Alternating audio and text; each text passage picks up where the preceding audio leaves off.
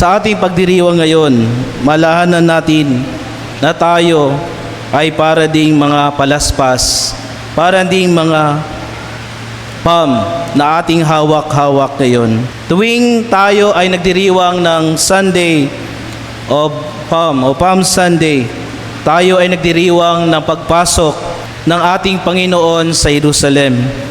Ang Jerusalem ay nagpapaalala ng kanyang pagpapasakit, kamatayan at muling pagkabuhay.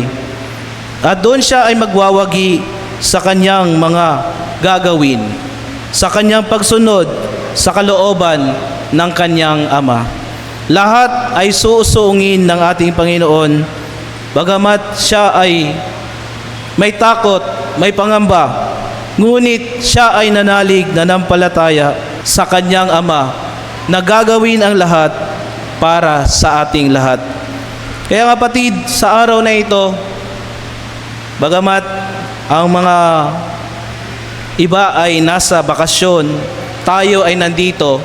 Tulad nga ng sabi ko, ang palaspas ay simbolo ng ating pagsunod kay Kristo. Mamaya, pagkatapos ng pagbabasbas o pagtapos ng ating pagmimisa, isasabit nyo ito sa harapan ng inyong mga bahay o sa kwarto o sa mga pinto ng ating mga tahanan na nagsisimbolo na tinatanggap ko si Jesus sa aking tahanan, sa aking buhay. Kung alam niyo po, sa mga martir na mga santo, si San Lorenzo Ruiz, San Pedro Calungsod, sila po ay may dalang mga palm sa kanilang mga kamay na nagsisimbolo ng kanilang handang kamatayan, pagkamartir para sa pagsunod sa pananampalataya, sa pagsunod sa dakilang hari ng mga martir na si Jesucristo na ating Panginoon. Kanina, imiwagayway natin ang palaspas at tayo ay sumisigaw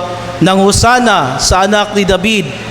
Ngunit sa ikalawang parte ng ating pagbasa ng ating liturhiya sa gospel, sa gospel narration of the passion, death of our Lord, tayo naman ay sumisigaw ng ipako siya sa krus.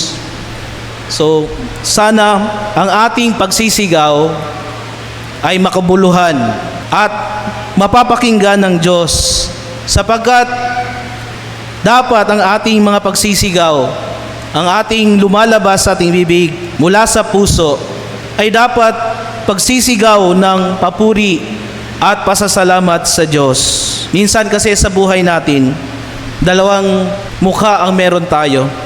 Tayo ay mabuti, tayo ay masama.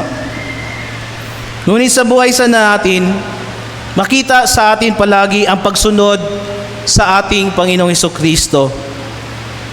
Pagsunod sa loob, pagpapatanggap, ang pagtanggap sa kagustuhan ng Diyos para sa ating lahat. Sana yung palaspas, hindi lamang ito palabas, hindi lang ito passion statement. Ito ay after 1 year, susunugin, ilalagay ulit sa noo. Ngayon tayo mga Pilipino, nakapagsisimba tayo tuwing Miyerkules ng Abo at Palm Sunday.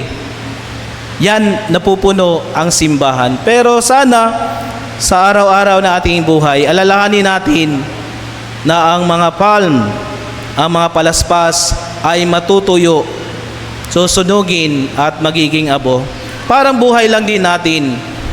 Tayo ay matutuyo, mawawalan ng ganda, at tayo ay mamamatay.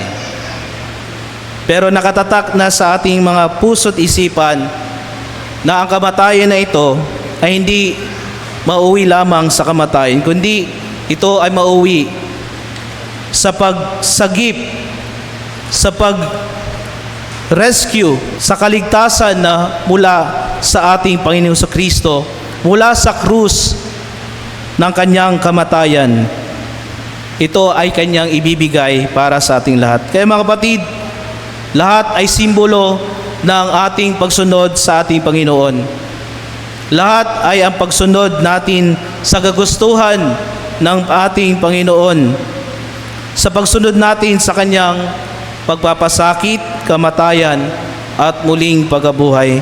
Sana sa linggong ito, hindi nating maalala ang palaspas, kundi maalala natin ang ating Panginoon na siya ay papasok sa kanyang mga pangakong kaligtasan, sa kanyang pangakong iibigin niya tayo habang buhay, sa pangakong hindi niya tayo pababayaan, kasama niya tayo sa kanyang kamatayan at sa muling pagkabuhay. Amen. Magsitayo